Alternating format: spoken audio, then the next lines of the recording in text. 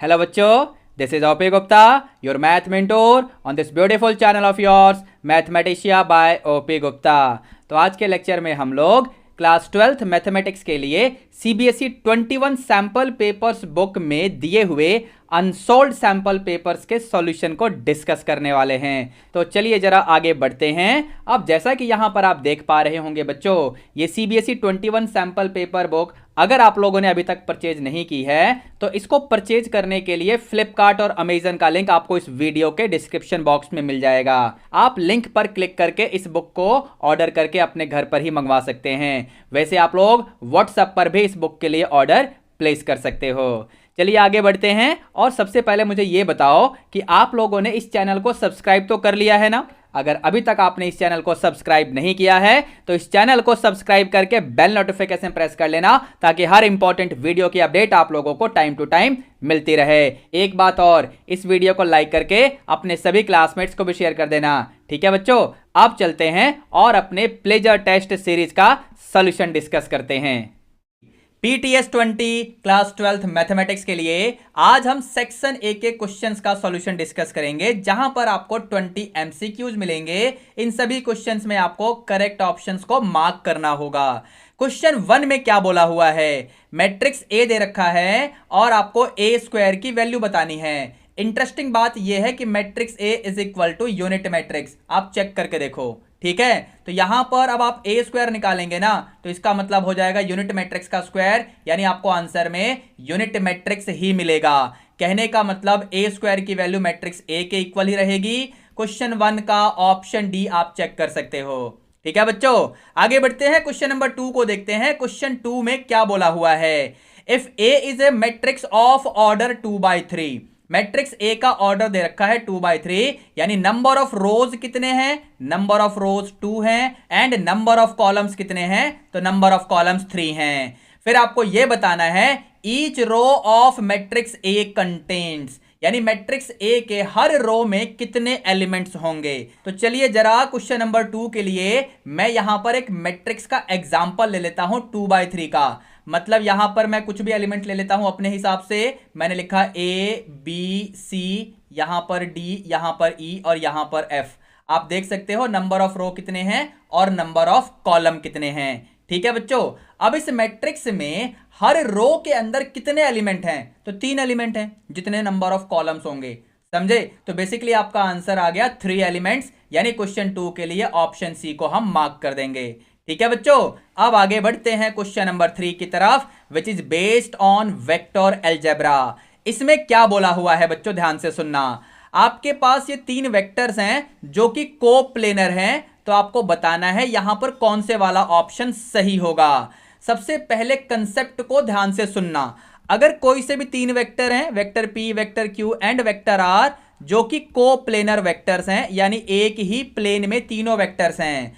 अब यहां से अगर आप वेक्टर पी और वेक्टर क्यू का क्रॉस प्रोडक्ट निकालो, मान लो ये आपका वेक्टर एस आ गया, तो यहां पर तीसरा वेक्टर जो आर है ना, ये वेक्टर एस के ऊपर परपेंडिकुलर होगा। समझे, इसका फर्दर मतलब ये हुआ कि वेक्टर आर का डॉट प्रोडक्ट वेक्टर एस के साथ लोगे तो वो पक्का 0 आएगा। बस इसी कंसेप्ट का हम यहां पर यूज करने वाले हैं। तो सबसे पहले गिवन वेक्टर्स में से ये शुरू के 2 वेक्टर्स है ना, इनका जरा क्रॉस प्रोडक्ट निकाल लो। तो यहां पर आप डिटर्मिनेंट बनाएंगे। पहले वेक्टर्स में से आई कैप, जे कैप और के कैप के कोफिशिएंट्स आपको दिख रहे होंगे। दूसरे वेक्टर्स में से आई कैप का कोफिशिएंट, जे कैप का कोफिशिएंट और के कैप का कोफिशिएंट ये रहा। चलिए इसको सिंप्लीफाई करते हैं। ठीक है, तो यहां पर बनेगा a इंटू 1 आई कैप, फिर आपके पास आएगा minus of a minus C J cap, फिर आपके पास आएगा माइनस a के कैप। ध्यान से देखिए, फर्स्ट 2 वेक्टर्स का मैंने क्रॉस प्रोडक्ट निकाल लिया है। अब जैसा कि कंसेप्ट एक्सप्लेन करते हुए मैंने बताया कि शुरू के 2 वेक्टर्स का जब आप क्रॉस प्रोडक्ट निकालेंगे तो इसे वेक्टर एस आप बोल दो। इस वेक्टर एस का डॉट प्रोडक्ट तीसरे वेक्टर के साथ निकालोगे तो यह पक्का 0 आना चाहिए। तो चलिए जरा यहां पर हम लोग डॉट प्रोडक्ट निकाल लेते हैं इस वाले वेक्टर का थर्ड वेक्टर के साथ में। इस तरीके से आपका वेक्टर एस हो गया। इसका डॉट प्रोडक्ट निकालना है मुझे सी आई कैप प्लस सी जे कैप प्लस बी के कैप के साथ, और ये 0 आना चाहिए। ठीक है बच्चों, चलिए कैलकुलेशन शुरू करते हैं। ये बनेगा आपका AC minus AC minus C square minus A B is equal to 0। AC minus AC plus C square minus A B is equal to 0। AC cancel होके आपको देगा C square minus A B equal to 0 या C square equal to A B. C square equal to A B का मतलब option C को check करें, question 3 के लिए ऑप्शन सी बिल्कुल ठीक हो गया बच्चों। ठीक है, आगे बढ़ते हैं, क्वेश्चन नंबर 4 की तरफ चलते हैं। क्वेश्चन 4 ये रहा, it is based on the concept of continuity. यहां पर आपको k की वैल्यू निकालनी है for which this function f is continuous at x equal to 0। अब अगर ये 0 पे कॉन्टिन्यूअस होगा, अब अगर ये फंक्शन कॉन्टिन्यूअस होगा तो यहां पर f0 की वैल्यू क्या आएगी, this will be equal to limit of the function fx when x approaches to 0। इस तरीके से समझे। तो यहां पर f0 के लिए हम इस कंडीशन के पास जाएंगे, ध्यान से देखिए। तो f0 की वैल्यू डायरेक्टली आ जाएगी, मैं यहां पर लिख देता हूं, ये बनेगा 2 इंटू 0 प्लस 1 यानी न्यूमरेटर में 1 आएगा और नीचे 0 माइनस 1 यानी डिनोमिनेटर में 0 माइनस 1 यानी माइनस 1 आएगा, यानी f0 की वैल्यू आ गई -1। ठीक है, अब यहां पर RHL निकालने का कोई फायदा नहीं होगा क्योंकि RHL की वैल्यू भी यहीं से मिलेगी, इस वाली कंडीशन से ही मिलेगी। हम निकालेंगे LHL एट 0। तो यहां पर लिमिट x अप्रोचेस टू 0 के एक्सपोनेंट में नेगेटिव लगाओ, यह है आपका 1 प्लस kx पूरे का अंडर रूट और यह है minus under root of 1 minus kx पूरे के नीचे x लगा हुआ है। यहीं पर रेशनलाइज शुरू कर दो। आप MCQ सॉल्व कर रहे हो, ध्यान रखना बेमतलब में टाइम वेस्ट मत करो, यहीं पर रेशनलाइज करना स्टार्ट करो। तो इस तरीके से हम मल्टीप्लाई करेंगे इस वाले एक्सप्रेशन से और इसी से हमें डिवाइड भी करना है। तो यहां पर है 1 माइनस kx और ये है 1 प्लस kx। न्यूमरेटर में a square minus B square वाला फॉर्मूला लगाओ तो आपको मिलेगा 1 प्लस kx, पहले वाला स्क्वायर रूट वाला टर्म देखो ध्यान से, माइनस बी स्क्वायर यानी 1 माइनस kx, इस तरीके से सेकंड वाला स्क्वायर रूट का टर्म आपको देगा। जब इसको सिंप्लीफाई करोगे ना न्यूमरेटर में यानी ब्रैकेट को ओपन करोगे तो आपको ऊपर मिलेगा 2kx, मतलब न्यूमरेटर में मिलेगा 2kx और पूरे के नीचे यहां पर ये x आपको दिख रहा होगा।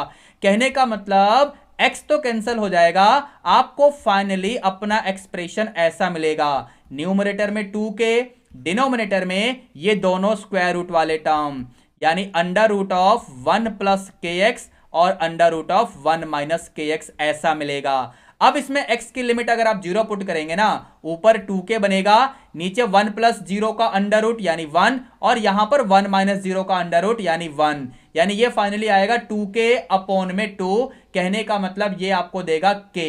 अब इसे हम इस कंडीशन में यूज करने वाले हैं। यहां पर f0 की वैल्यू हमने निकाली हुई है, LHL की वैल्यू हमने अभी अभी निकाली, तो बेसिकली k की वैल्यू आ जाएगी -1। -1 का मतलब क्वेश्चन 4 का ऑप्शन बी आप चेक कर सकते हैं, क्वेश्चन 4 का ऑप्शन बी सही हो गया बच्चों। ठीक है, आगे बढ़ते हैं, क्वेश्चन नंबर 5 की तरफ चलते हैं। Question 5 which is based on integration. इसमें क्या बोला हुआ है, यहां पर हमें इसे इंटीग्रेट करना है। डिनोमिनेटर में जो कॉस फंक्शन है ना उसका एंगल देखो ध्यान से, इस पूरे एंगल को अगर आप सब्स्टिट्यूट कर देंगे तो डेरिवेटिव तो होगा ही, डेरिवेटिव हम करेंगे प्रोडक्ट रूल से, तो इस तरीके से आपका डेरिवेटिव हो जाएगा। ध्यान से देखिए ऐसा बन जाएगा।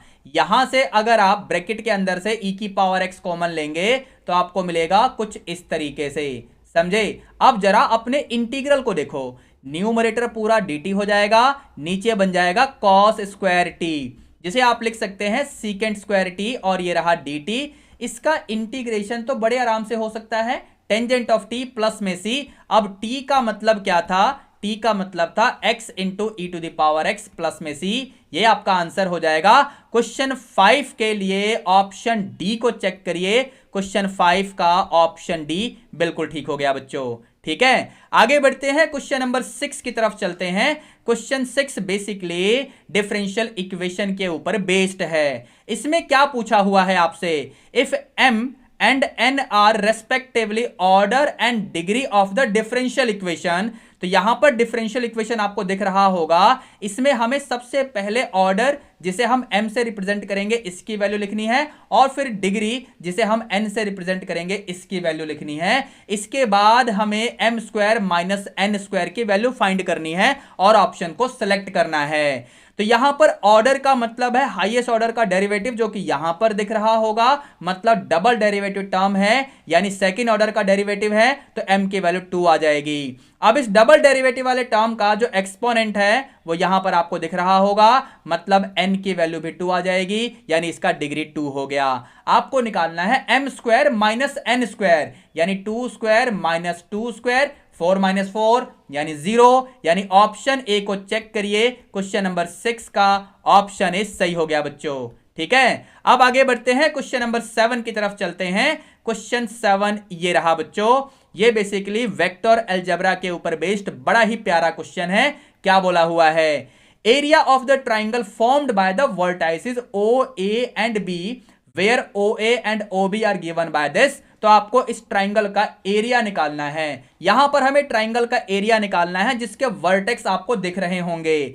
तो बेसिकली यहां पर हमें क्रॉस प्रोडक्ट ऑफ वेक्टर का यूज करना पड़ेगा, ओ ए क्रॉस ओ बी। तो यहां पर क्या बनेगा बेटा, डिटर्मिनेंट बना लो, आई कैप जे कैप के कैप, ये आपका 1 2 3 और यहां पर -3 -2 और ये 1। इसको जरा सिंप्लीफाई कर लेते हैं, तो ये बनेगा आपका 8 आई कैप, ध्यान से देखिए, माइनस जे कैप पहले लिखो, और ये आपका आ जाएगा 1 + 9 यानी -10 जे कैप हो जाएगा। फिर के कैप वाले के साथ में क्या आएगा बेटा, 6 - 2 यानी प्लस का 4 के कैप। इस तरीके से इन दोनों वेक्टर्स का क्रॉस प्रोडक्ट आपके सामने आ गया है। तो area of triangle O A B के लिए फॉर्मूला क्या बनेगा, half the magnitude of this vector which we have just obtained by using cross product of these two vectors.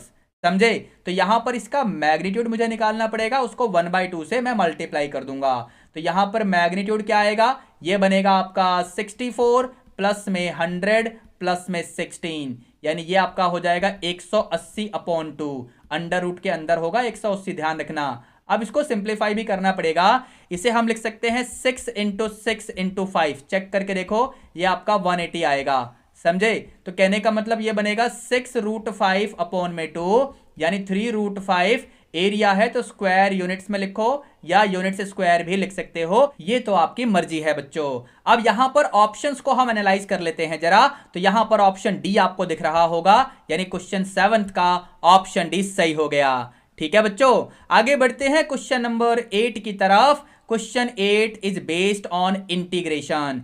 यहां पर इस सिंपल से इंटीग्रेशन का हमें वैल्यू निकालना है। देखो बेटा, यहां पर सीकेंट एक्स की फॉर्म में अगर इसका आंसर लिखोगे तो ये बनेगा log modulus of secant x, और इस पे हमें लिमिट लगानी है 0 से π/4।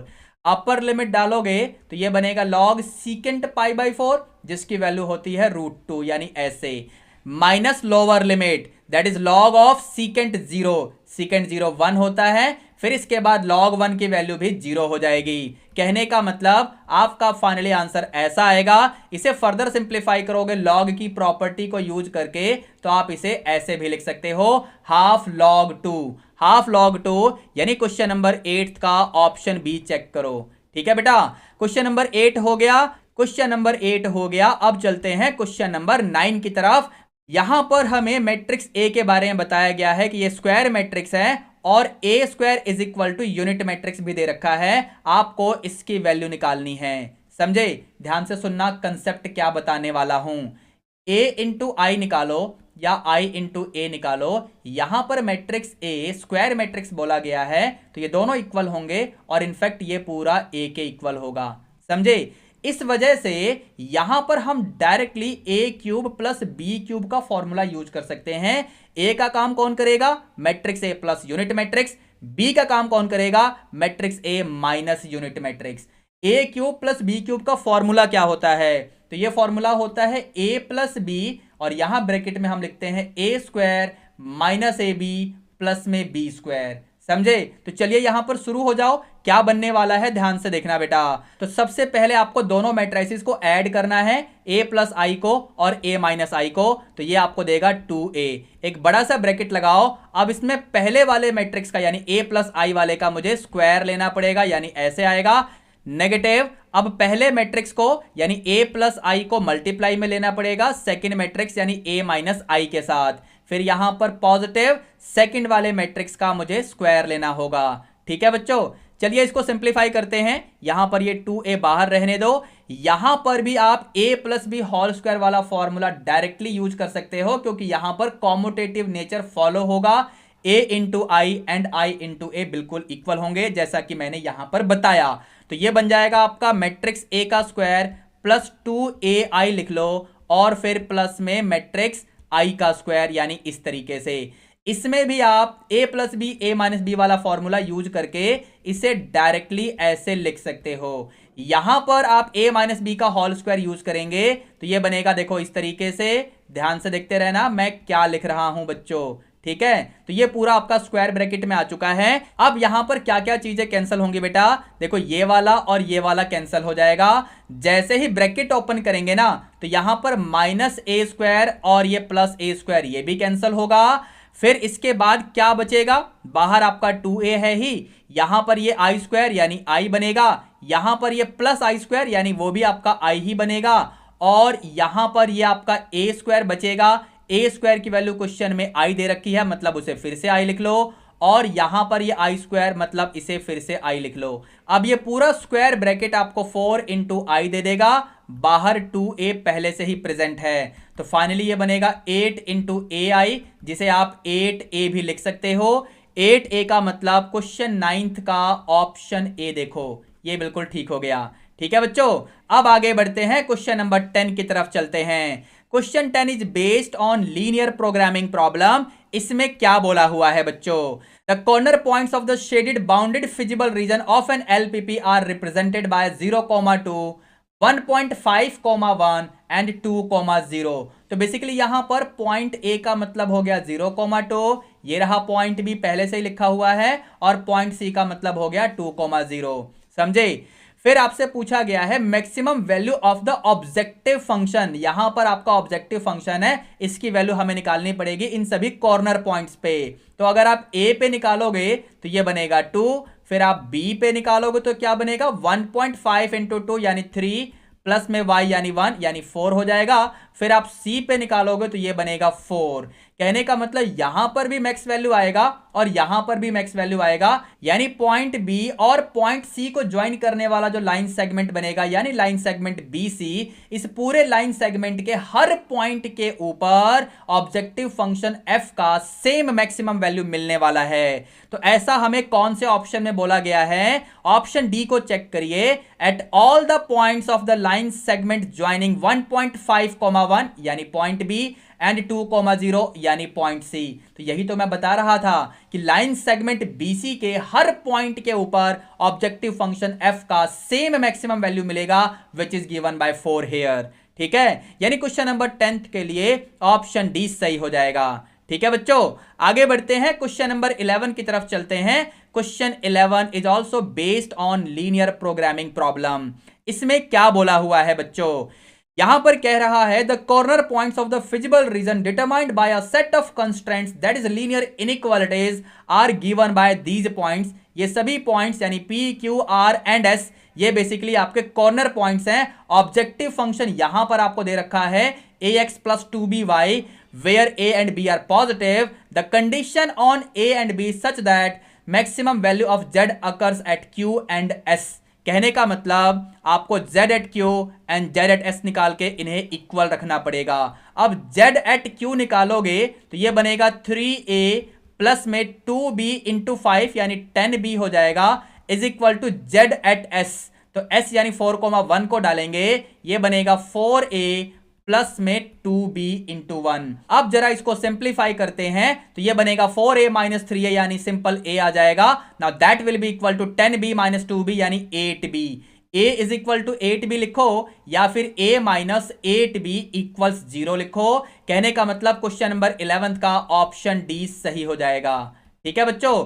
क्वेश्चन नंबर 11 के बाद जरा क्वेश्चन नंबर 12 को भी देख लेते हैं। क्वेश्चन 12 में क्या बोला हुआ है, it is based on the matrices and determinant वाला टॉपिक। तो यहां पर बेसिकली दो डिटर्मिनेंट दिए गए हैं, दोनों इक्वल हैं, आपको x की पॉसिबल वैल्यू निकालनी है। चलिए जरा डिटर्मिनेंट को एक्सपेंड कर लेते हैं बेटा। तो ये क्या बनेगा, x plus 1 into x plus 2, यानी आप लिखोगे x plus 1 into x plus 2 minus x minus 3 into x minus 1, LHS वाला हो गया। RHS में बनेगा 4 इंटू 3 यानी 12 माइनस ऑफ 1 इंटू माइनस 1 यानी माइनस 1, ऐसे लिख लो, ठीक है ना। ये आपका 13 बन जाएगा। LHS में सिंप्लीफाई करते हैं, ये बनेगा x square plus 3x plus में 2 और ये बनेगा आपका x square minus 4x plus में 3। ना all that is equal to 13। जैसे ही ब्रैकेट खोलोगे ना, एक्स स्क्वायर वाला कट जाएगा, ये प्लस का 4x इस 3x के साथ में मिलकर 7x बनाएगा। 2 माइनस 3 यानी माइनस 1 इज इक्वल टू 13। यहां से 7x आपको क्या देगा बेटा, यहां से 7x बनेगा 14 यानी x की वैल्यू आ जाएगी 2। मतलब ऑप्शन डी को चेक करिए, क्वेश्चन नंबर 12 का ऑप्शन डी बिल्कुल ठीक हो गया बच्चों। ठीक है, अब जरा क्वेश्चन नंबर 13 को भी देख लेते हैं। यहीं पर आपको दिख रहा होगा मैट्रिक्स ए दे रखा है जो कि स्क्वायर मैट्रिक्स है जिसका ऑर्डर है 3, समझे। फिर आपको यहां पर मैट्रिक्स ए का डिटर्मिनेंट दे रखा है, आपको इसकी वैल्यू बतानी है। देखो सबसे पहले यहां पर जो फॉर्मूला मैं यूज करूंगा ना, अभी आपको लिख के बताता हूं, जरा वेट करना। देखो यहां पर फॉर्मूला ये वाला यूज होगा, दो मैट्रिक्स के प्रोडक्ट का डिटर्मिनेंट निकालना है ना, तो आप इसे ऐसे लिख सकते हो, समझे। इसके बाद जो फॉर्मूला हम यूज करेंगे, एडजॉइंट ऑफ ए का डिटर्मिनेंट का फॉर्मूला क्या बनता है, देखो इस तरीके से होता है, और यहां पर n का मतलब है ऑर्डर ऑफ मैट्रिक्स ए। तो ये दो फॉर्मूले हमें यहां पर इस क्वेश्चन में यूज करने पड़ेंगे। तो ये बनेगा determinant of A into determinant of A की पावर ऑर्डर माइनस 1, ऑर्डर 3 है। यहां पर आपको पहले से ही बता रखा है मैट्रिक्स ए के लिए, चेक कर लो। तो ये ओवरऑल बनेगा डिटर्मिनेंट ऑफ ए की पावर 3, डिटर्मिनेंट ऑफ ए की वैल्यू 6 है, कहने का मतलब आपका आंसर आ गया 6 की पावर 3 यानी 216। यानी क्वेश्चन नंबर 13 का ऑप्शन भी आप चेक करिए, क्वेश्चन 13 का ऑप्शन भी सही हो गया है बच्चों। ठीक है, आगे बढ़ते हैं, क्वेश्चन नंबर 14 को लेते हैं। क्वेश्चन 14 में क्या बोला हुआ है, again it is a good question. Now this question is based on probability, काफी अच्छा क्वेश्चन है, पढ़ते हैं जरा। A box of oranges is inspected by examining 3 randomly selected oranges, यानी आपको 3 ऑरेंज randomly select करने हैं without replacement, replacement नहीं है, ध्यान रखना। If all the 3 oranges are good, the box is approved for sale. Otherwise, it is not approved. The probability that a box containing 15 oranges, out of which 12 are good and 3 are bad ones, will be approved for sale is given by। देखो आपको यहां पर 3 oranges निकालकर उनको examine करना है। अगर तीनों ऑरेंज ठीक हुए, अब अगर तीनों ऑरेंज गुड हुए तो बॉक्स को सेल के लिए अप्रूव कर दिया जाएगा। कहने का मतलब तीनों ऑरेंज 12 ऑरेंज में से आएंगे, क्योंकि 12 ऑरेंज यहां पर गुड ऑरेंज हैं और टोटल ऑरेंज 15 हैं, समझे। तो बेसिकली पहला ऑरेंज मिलेगा 12 में से आउट ऑफ 15 में से, अगला ऑरेंज 11 में से आएगा आउट ऑफ 14 में से आएगा। अब ये क्यों हुआ, एक ऑरेंज कम क्यों हो गया, बेसिकली यहां पर जो केस दे रखा है ना, वो विदाउट रिप्लेसमेंट का केस है, जैसा कि आप क्वेश्चन में देख पा रहे होंगे। अब इसी तरीके से तीसरा ऑरेंज निकालने जाओगे तो गुड ऑरेंज एक कम और हो चुका होगा, मतलब 10 गुड ऑरेंज बचेंगे और टोटल आपके पास 13 ऑरेंज बचे होंगे। अब इन तीनों को मल्टीप्लाई कर लो तो फाइनली आपके पास क्या आएगा बेटा, वो मुझे कमेंट करके बताना। इसका आंसर मैं आपके लिए छोड़ दे रहा हूं, 14th का कौन सा ऑप्शन होगा, इसका कैलकुलेशन कर लेना और मुझे कमेंट करके बताना। ठीक है बच्चों, चलिए आगे बढ़ते हैं, क्वेश्चन नंबर 15 की तरफ चलते हैं। Question 15 is based on vector algebra. Simple सा क्वेश्चन है, क्या बोला हुआ है, आपको लेमडा की वैल्यू बतानी है ताकि ये दोनों वेक्टर्स ऑर्थोगोनल हों। अब वेक्टर्स को ऑर्थोगोनल बोला जाए या वेक्टर्स को परपेंडिकुलर बोला जाए, दोनों का मतलब सेम ही होता है।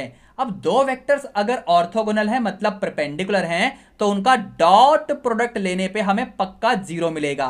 तो इन दोनों वेक्टर का डॉट प्रोडक्ट निकाल दो, डायरेक्टली कर दो। ये मिलेगा 2 इंटू 1 माइनस में लेमडा इंटू 2 यानी -2 लेमडा प्लस में 1 इंटू 8 यानी +8, all that is equal to 0। अब यहां से साइड चेंज करोगे, मतलब सिंप्लीफाई करने की बात हो रही है, तो 2 लैम्डा इक्वल टू 10 मिलेगा, मतलब लैम्डा की वैल्यू 5 आ जाएगी। ऑप्शन बी चेक करिए, क्वेश्चन 15 का ऑप्शन बी सही हो गया बच्चों। ठीक है, आगे चलते हैं, क्वेश्चन नंबर 16 को देखते हैं। क्वेश्चन 16 बेसिकली डेरिवेटिव का क्वेश्चन है। यहां पर x की वैल्यू दे रखी है इन terms of parameter t, y की वैल्यू भी इन टर्म्स ऑफ पैरामीटर t है। आपको डेरिवेटिव निकालना है, लेकिन इन terms of x and y निकालना है। अब इससे पहले कि इस क्वेश्चन का मैं सॉल्यूशन स्टार्ट करूं, एक बात सुनना ध्यान से, क्या यहां पर आप dy अपॉन dt निकालोगे, फिर dx अपॉन dt निकालोगे और इसे डिवाइड करके फाइनली dy अपॉन dx निकालोगे, जो कि आपका इन टर्म्स ऑफ t आने वाला है, इन टर्म्स ऑफ t आने वाला है, और फिर इसे कन्वर्ट करोगे इन terms of x and y। काफी लेंदी हो जाएगा, पैरामीट्रिक डेरिवेटिव वाले कंसेप्ट का यूज करोगे तो काफी लेंदी हो जाएगा। मैं क्या करूंगा, यहां पर x और y दोनों को पकड़ के दोनों का स्क्वायर करके ऐड कर दो। जैसे ही स्क्वायर करके ऐड करोगे ना, RHS में आपको 2 मिल रहा है या नहीं, ध्यान से देख के बताओ मुझे, समझे। तो यहां पर बेसिकली एमसीक्यू टाइप का क्वेश्चन भी है, और दूसरी बात आपको यहां पर आंसर भी x और y की फॉर्म में निकालना है। तो यहां पर जो पैरामीटर t है ना, उसे मैंने एलिमिनेट कर दिया है। इस तरीके से मुझे एक फंक्शन मिल गया in terms of y and x, जिसका डेरिवेटिव बड़े आराम से हो जाएगा। यह बनेगा 2x plus 2y into Y dash is equal to 0। तो यहां से y डैश की वैल्यू क्या आएगी बेटा, it will B -2x upon 2y, यानी -x upon y, y dash मतलब dy अपॉन dx ही तो होता है ये, समझे। तो -x upon y option C में आपको दिख रहा होगा।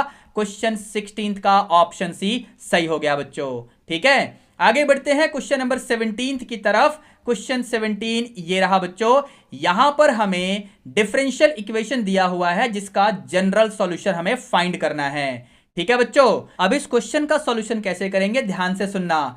एलएचएस में कॉस स्क्वायर के एंगल को देखो और इस पूरे एंगल को ना सब्स्टिट्यूट कर दो। अब सब्स्टिट्यूट होने के बाद डेरिवेटिव तो होगा ही, एक्स के रेस्पेक्ट में डेरिवेटिव करोगे तो आपको कुछ ऐसा मिलेगा। ध्यान से देखो, अब जरा अपने क्वेश्चन में आरएचएस में देखो क्या दिख रहा है। तो आरएचएस वाला पूरा एक्सप्रेशन dt बाई dx बन जाएगा, एलएचएस वाला बनेगा cos square T, now that is equal to dt over dx। यहां से क्रॉस मल्टीप्लाई करेंगे, कहने का मतलब वेरिएबल सेपरेबल यूज होगा। dt अपॉन cos स्क्वायर टी को आप सीकेंड स्क्वायर टी डायरेक्टली लिख लो, इस तरीके से आपके पास आ गया। यहां पर इंटीग्रेशन अब कर लेंगे, dx का इंटीग्रेशन क्या बनेगा, it will be x, now that is equal to tangent of t plus में c। अब यहां पर t का मतलब क्या था, t का मतलब था x माइनस 2y प्लस में c। अब ऐसा कौन से ऑप्शन में है बच्चों, ऑप्शन ए में तो नहीं है, ऑप्शन बी में भी नहीं है, ऑप्शन सी में एक बार आप चेक करिए। क्वेश्चन 17 का ऑप्शन सी सही हो जाएगा। ठीक है बच्चों, आगे बढ़ते हैं, क्वेश्चन नंबर 18 की तरफ चलते हैं। क्वेश्चन नंबर 18 ये रहा बच्चों, इसमें क्या बोला हुआ है, A is a point on the line joining this and this. If x coordinate of A is 3, तो आपको यहां पर पूरा पॉइंट A बताना है। कंसेप्ट सिंपल सा है, ऐसा क्वेश्चन PTS 19 में भी दे रखा है मैंने, ध्यान से सुनना। यहां पर ये पॉइंट है 0 5 -2, ठीक है, और ये पॉइंट है 3 -1 2। इन दोनों पॉइंट्स को ज्वाइन करने वाला लाइन हम बड़े आराम से लिख लेंगे। फिलहाल इन दोनों पॉइंट्स को मैं पॉइंट P एंड Q बोल देता हूं। तो यहां पर लाइन PQ का इक्वेशन लिखने के लिए कौन सा फॉर्मूला लगेगा, स्क्रीन पे देखो ध्यान से, समझे। तो ये बनेगा x माइनस x1 यानी x minus 0, y minus y1, फिर z माइनस z1 यानी ऐसा बन जाएगा।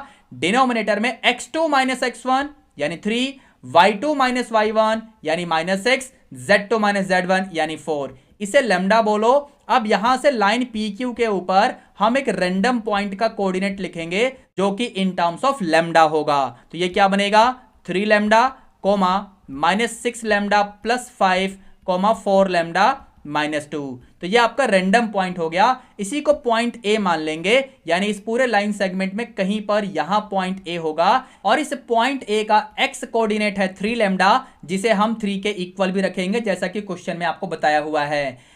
y कोऑर्डिनेट आएगा -6 लैम्डा प्लस 5 और फिर z कोऑर्डिनेट आएगा 4 लैम्डा -2। तो यहां पर जैसा कि मैंने कहा कि x कोऑर्डिनेट 3 लैम्डा है और क्वेश्चन में इसे 3 के इक्वल बोला गया है, तो यहां से आप सिंप्लीफाई करोगे तो आपको लैम्डा की वैल्यू 1 मिल जाएगी। अब लैम्डा की इस वैल्यू को यहां पर पुट करेंगे तो ये बनेगा -6 इंटू 1 प्लस में 5 यानी 5 - 6 यानी -1। ये आपका y कोऑर्डिनेट हो गया पॉइंट A के लिए, समझे। फिर इसके बाद लैम्डा की वैल्यू को यहां पुट करेंगे तो 4 इंटू लैम्डा -2, ये सिंप्लीफाई होकर आपको 2 देगा। This is the z coordinate of point A, समझे। तो इस तरीके से पॉइंट A के सभी कोऑर्डिनेट्स हमें मिल चुके हैं। x कोऑर्डिनेट पहले से ही गिवन था, y कोऑर्डिनेट हमने निकाला और z कोऑर्डिनेट भी हमने निकाल लिया है। यानी क्वेश्चन नंबर 18 के लिए ऑप्शंस को एनालाइज करना शुरू करो। ऑप्शन डी में एक बार आप चेक करें, क्वेश्चन नंबर 18 का ऑप्शन डी बिल्कुल ठीक हो गया। ठीक है बच्चों, अब चलते हैं question number 19 and question number 20 की तरफ, यानी असर्शन एंड रीजन टाइप वाले क्वेश्चंस की तरफ। Followings are assertion reason based questions. In the following questions, a statement of assertion which is given by capital A is followed by a statement of reason which is given by capital R. Choose the correct answer out of the following choices. Option A में क्या बोला हुआ है, both A and R are true and R is the correct explanation of A. Option B में क्या है, both A and R true and R is not the correct explanation of A. Option C में क्या है, A is true but R is false। Option D में क्या है, A is false but R is true। ठीक है, अब इस पूरे डिस्कशन का ध्यान रखते हुए हमें क्वेश्चन 19 एंड 20 का आंसर करना है। तो चलिए स्टार्ट करते हैं क्वेश्चन नंबर 19 के साथ। क्वेश्चन 19 में असर्शन में क्या बोला हुआ है, यहां पर साइन इनवर्स ऑफ साइन 2π/3 के लिए हमें रिजल्ट दे रखा है 2π/3। ध्यान से सुनना, सिंपल सा कंसेप्ट है। Sine inverse of sine x को हम एक्स कब लिखते हैं, जब एक्स प्रिंसिपल इंटरवल में बिलोंग करे, जब एक्स इस इंटरवल से बिलोंग करे। अब आपके क्वेश्चन में असर्शन के अंदर इसी फॉर्मूले का यूज करके एक्स की जगह पे 2π/3 मानते हुए इन्होंने आंसर 2π/3 लिख दिया, लेकिन 2π/3 इस वाले इंटरवल में नहीं है, मतलब principal interval of sine inverse के अंदर 2π/3 नहीं आएगा। कहने का मतलब असर्शन वाला स्टेटमेंट तो फॉल्स हो गया।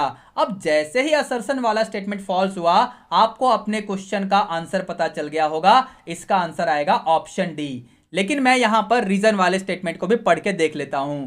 रीजन वाले स्टेटमेंट में अगर आप ध्यान से देखेंगे तो जो चीज मैं यहां पर अभी आपको एक्सप्लेन करके आया हूं, ये सारी बातें यही तो यहां पर ये लिख के आपको दे रहे हैं। कहने का मतलब रीजन वाला स्टेटमेंट ट्रू है, असर्शन फॉल्स है। ऑप्शन डी सही हो जाएगा क्वेश्चन 19 के लिए। ठीक है बच्चों, अब चलते हैं क्वेश्चन नंबर 20 की तरफ। ये रहा क्वेश्चन नंबर 20। इसमें क्या बोला हुआ है बच्चों, assertion Cartesian equation of a line passing through the points. ये दो पॉइंट्स हैं, इन दोनों पॉइंट से पास होने वाला जो कार्टेशियन इक्वेशन ऑफ लाइन होगा वो इस तरीके से होगा, ऐसा असर्शन में बोला गया है। फॉर्मूला ध्यान से देखिए, अगर दो पॉइंट्स हमें दे रखे हों तो इक्वेशन ऑफ लाइन लिखने का फॉर्मूला आपकी स्क्रीन पे आ चुका है। तो यहां पर इसे हम x1 y1 z1 मानेंगे, इसे x2 y2 z2 मानेंगे। तो ये बनेगा x - 0, फिर y - 0, फिर z - 1, और डिनोमिनेटर में क्या आएगा, x2 - x1 यानी 2, y2 - y1 यानी 4, z2 - z1 यानी 2। इसे फर्दर सिंप्लीफाई करके हम इस तरीके से भी लिख सकते हैं। ध्यान से देखना बच्चों, इस तरीके से आपका आ जाएगा। कहने का मतलब लाइन का जो डायरेक्शन रेशो है ना, वो 2/4 बनेगा, जिसे आप 1:1 भी लिख सकते हैं। ठीक है, तो अब ऐसा आपके असर्शन वाले स्टेटमेंट में दे रखा है कि नहीं, ध्यान से देखिए। ये रहा आपका इक्वेशन ऑफ लाइन, आप मैच करके देख सकते हो तो आपको समझ में आ गया होगा कि ये स्टेटमेंट बिल्कुल ट्रू है। अब जरा रीजन वाले स्टेटमेंट को भी देख लेते हैं। The line passing through the points, ये पहला पॉइंट और ये दूसरा पॉइंट, तो इन दोनों पॉइंट से पास होने वाला जो लाइन है वो इस तरीके से बनेगा, ऐसा इन्होंने बोल दिया रीजन वाले स्टेटमेंट में। लेकिन जरा इस वेक्टर को देखना, ये जो वेक्टर है ना, ये सेकंड पॉइंट का ही पोजीशन वेक्टर दे दिया है। यहां पर ये जो सेकंड पॉइंट दे रखा था, यहां पर बेसिकली इन्हें ऐसे देना चाहिए था, x2 - x1 i cap plus y2 - y1 j cap plus z2 - z1 k cap. अब ऐसा तो नहीं दिया है ना रीजन में, इसका मतलब रीजन वाला स्टेटमेंट क्या है बच्चों, रीजन वाला स्टेटमेंट फॉल्स है। असर्शन वाला स्टेटमेंट ट्रू है, यानी क्वेश्चन नंबर 20 का ऑप्शन सी सही हो जाएगा। ठीक है बच्चों। प्यारे बच्चों, हम लोगों ने इस पीटीएस के सेक्शन ए के सभी क्वेश्चंस आपके साथ डिस्कस कर लिए हैं। अब जो बचे हुए क्वेश्चंस हैं, यानी क्वेश्चन नंबर 21 से लेकर क्वेश्चन नंबर 38 तक के subjective questions of section B, section C, section D and section E, इनके सॉल्यूशंस आपको कैसे मिलेंगे? इसके बारे में इंफॉर्मेशन आपको इस वीडियो के डिस्क्रिप्शन बॉक्स में मिल जाएगा। आप वीडियो का डिस्क्रिप्शन बॉक्स चेक कर लेना। ठीक है बच्चों। आई होप आप लोगों को ये पूरा लेक्चर अच्छे से समझ में आ गया होगा। तो अब देर किस बात की, फटाफट इस वीडियो को लाइक करके अपने सभी क्लासमेट्स को भी शेयर कर दो। मोर ओवर, इस चैनल को सब्सक्राइब करके बेल नोटिफिकेशन भी प्रेस कर लेना। ठीक है बच्चों, चलिए मिलते हैं अब नेक्स्ट लेक्चर में। Till then, be good, take care, all the best.